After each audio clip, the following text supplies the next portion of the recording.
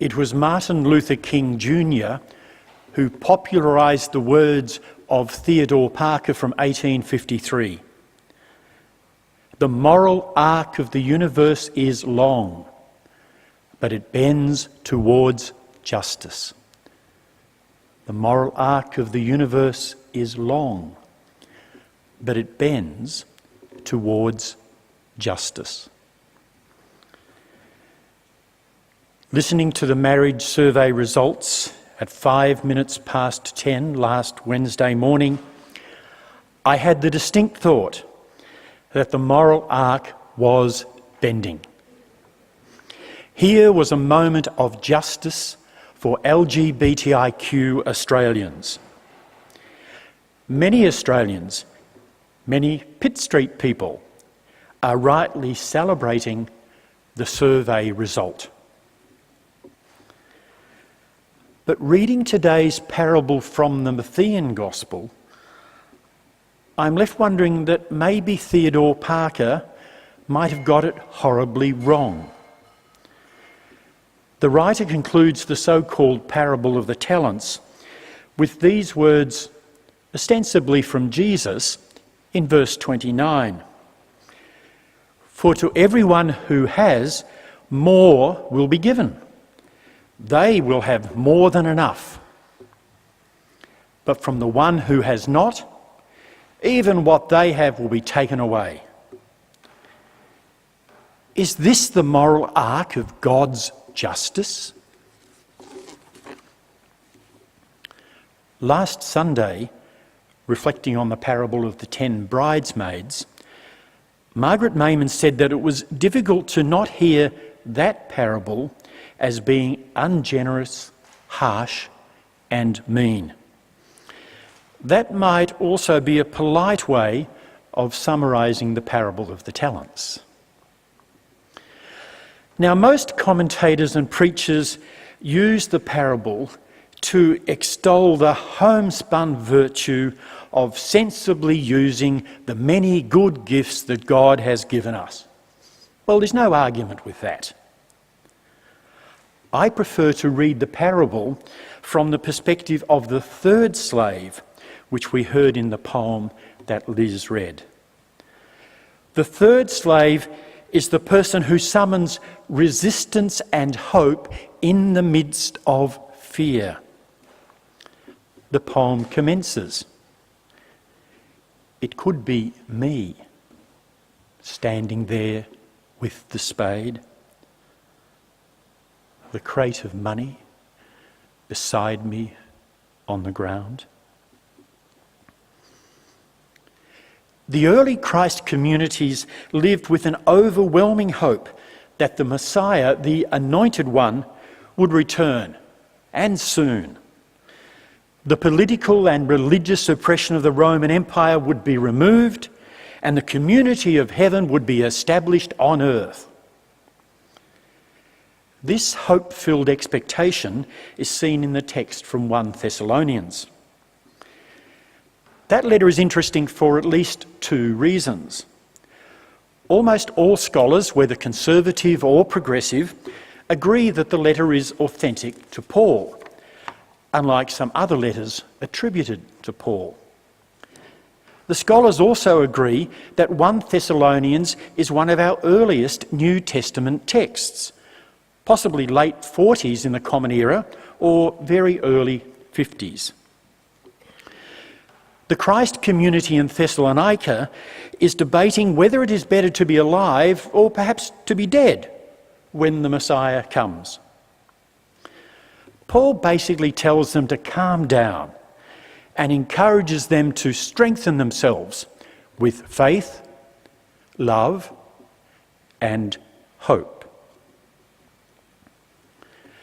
A further 30 years have passed, and the Matthean Jewish Christ community is still waiting for the Messiah. The Judean revolt against the Romans of 66 CC has utterly failed. And in 70 CE, the Romans underlined their imperial domination by destroying the temple in Jerusalem. as we will sing in 2 weeks' time, "Come, O come, Emmanuel." The Matthean writer gives us a perplexing set of parables, all focused on the end times.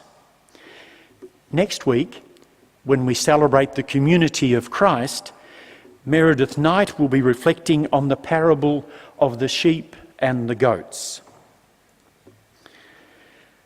My concerns with this parable were raised when most commentators referred to the wealthy slave master as God. Really? This has nothing to do with what I mean by the word God, even allowing for the mythological framework of 2,000 years ago. William Herzog and others read this parable as a story of resistance and therefore hope. The hope emerges from the resistance, the actions of the third slave. Herzog describes the third slave as a whistleblower. A whistleblower. The economic setting is first century agrarian society. Apart from the taxes imposed by Rome and the obligations to the temple authorities in Jerusalem, Judean peasants were ruthlessly exploited by wealthy landowners, such as the slave master in today's story.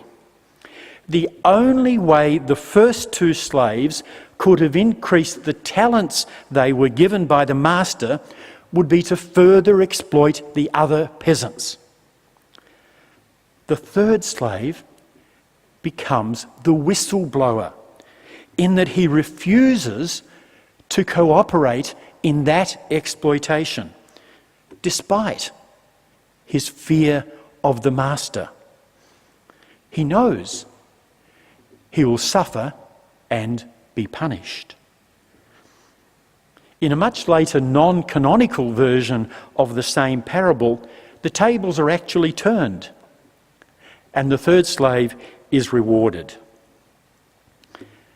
In my view, it is thus the third slave and his resistance and hope which provides clues for the community of heaven today, not the exploitation of the slave master or the behaviour of the first two slaves. Our context is very different to that of first century Palestine and early Christ communities. Although reading and thinking about the behaviour of the first two slaves and the way in which they were able to multiply their capital base, one had thoughts about speculative capitalism in our time. In terms of the expectation of the return of the Messiah, I doubt if too many Pitt Street people are expecting a physical Jesus to come floating through the skies anytime soon. But the symbol of the coming of the Christ remains a powerful way of speaking about life and hope, resistance and change, whether that's personal change or social change.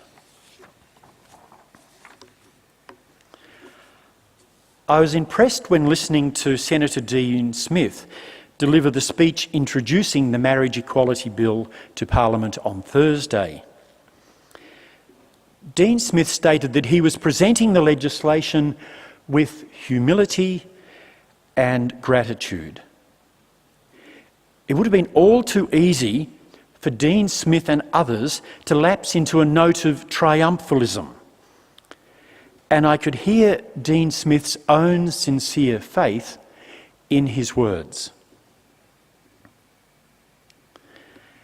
At Pitt Street, we can demonstrate the same response whilst acknowledging our active role, the resistance that we have played in the matter of LGBTIQ equality over many years.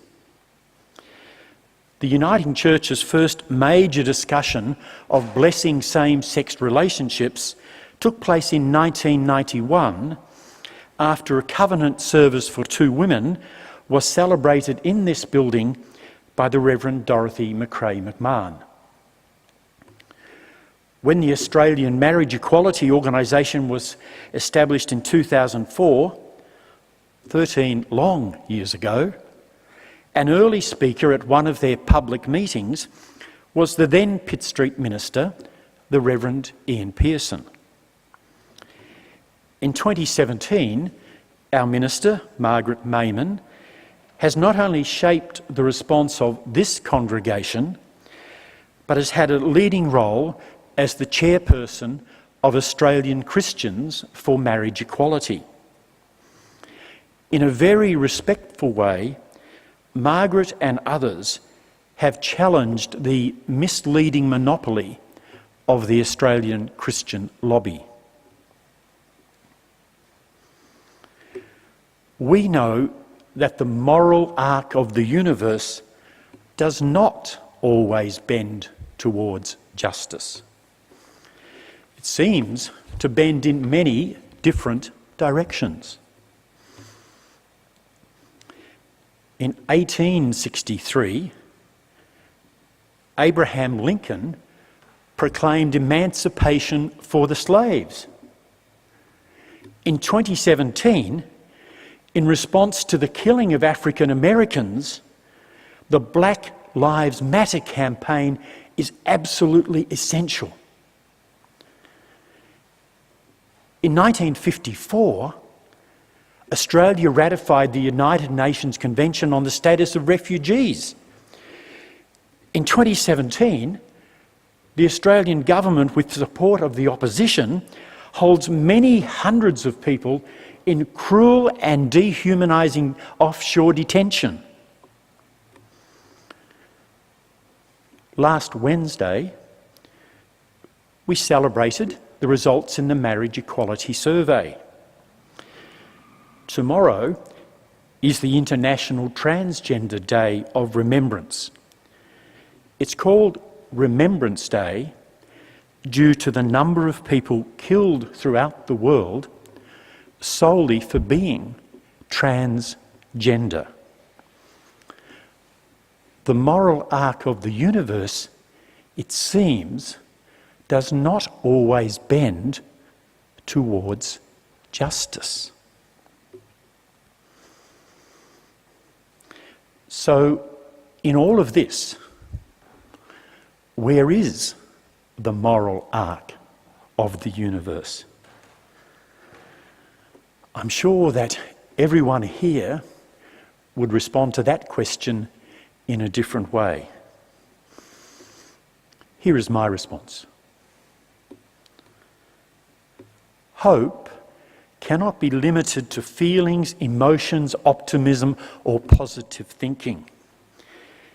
The other side of the hope coin is resistance.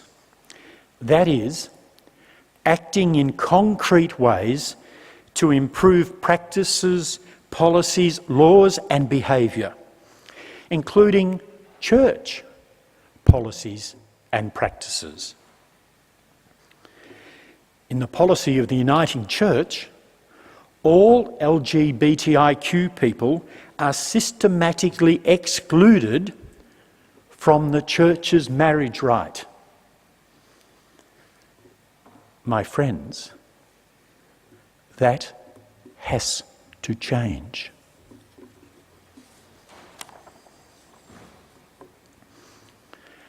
I like the well-known words of Reinhold Niebuhr. Niebuhr wrote, "Nothing worth doing can be achieved in a single lifetime.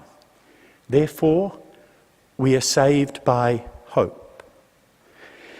Niebuhr's point is about the long haul, the persistence and the patience needed for personal and social change. I personally don't know, ultimately, about the moral arc of the universe. I simply don't know. But I trust, as best as I can, to live my life as if the moral arc of the universe does bend towards justice. Of course, I fail more often than I care to think about it. To quote the Apostle Paul writing to the Romans, I hope against hope.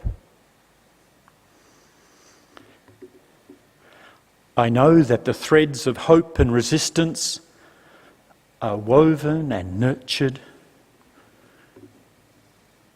broken and healed, lost and found only in community.